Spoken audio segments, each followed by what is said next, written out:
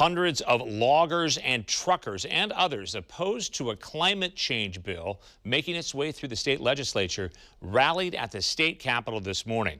The bill passed the House earlier this week. It goes now to the Senate. Fox 12's Marilyn Deutsch reports from the state capitol on this highly controversial bill.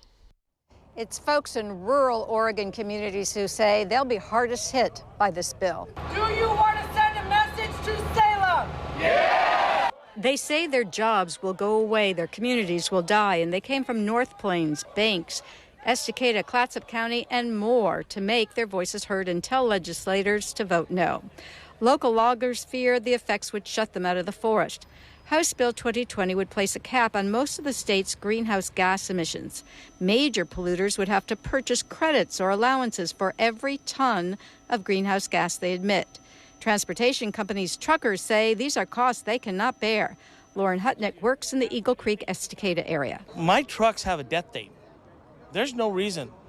My trucks run clean. All it's going to do is just drive jobs out of Oregon on an economy that is very fragile. Those who rallied called the climate change bill a job killer, and some even said it's junk science. Why don't we have stacks of carcasses of bugs, birds, animals, everything alongside the road? But Senator Michael Dembrow, who is leading the fight in the Senate for the bill, says it is a necessary step to help save the planet and combat climate change. And he adds the legislature has built-in exceptions for business. The bill has many provisions that ease this transition into a new energy economy to lighten the burden, especially on lower-income Oregonians, on small businesses, on rural folks.